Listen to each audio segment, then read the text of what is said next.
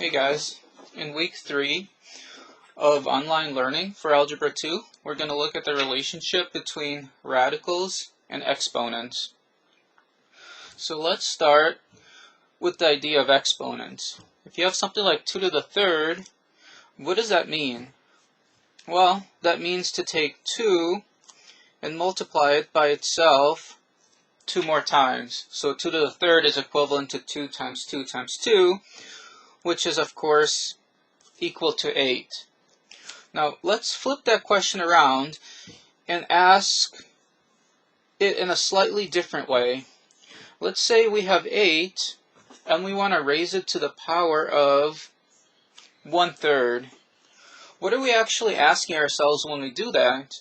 Well, what you're saying is what number times itself 3 times.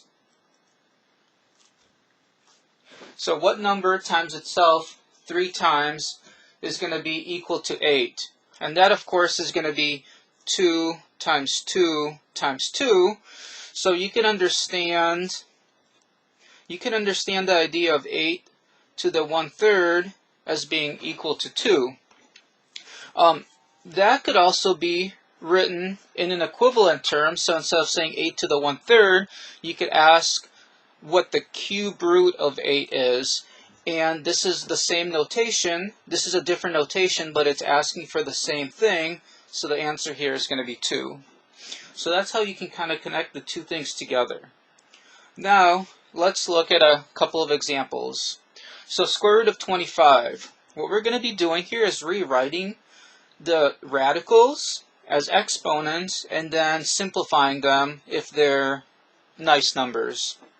So square root of 25 is the same thing as saying 25 to the power of 1/2.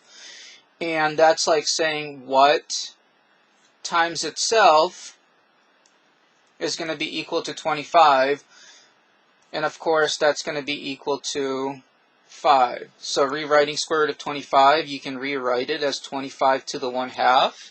And that's, of course, equal to 5. Alright, so another example. Let's look at the cube root. So the index is 3. So the cube root of 27 is the same thing as saying 27 to the 1/3. And that's like saying what times itself 3 times is going to be equal to 27. And of course, 27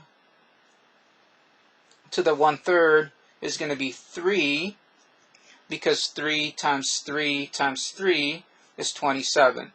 So we can rewrite that as 27 to the 1/3 as an exponent, which is equal to 3. And then we can generalize it. So instead of using a specific number like 25 or 27, we can talk about the fifth root of some number. We'll call it x.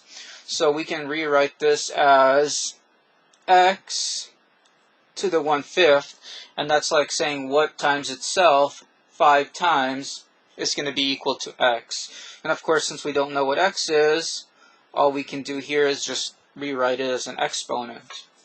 And then the final example I'd like to give is, what if you're taking a radical of a product of two things, so a times b. In other words, you're taking the cube root of a times b. So remember the fact that you could also think of this as the fourth root of a times the fourth root of b. And that notation is equivalent to each other. So if you look at the fourth root of a, you can rewrite it as a to the 1/4, and that's the same idea as writing the fourth root of b, which is also b to the 1/4. So that's one way to write it, but you could also make it more concise, because their exponent for both variables is 1/4. It's much neater, cleaner to write it as ab to the power of 1/4. Alright, so do a little bit of practice with this, and Thanks for watching.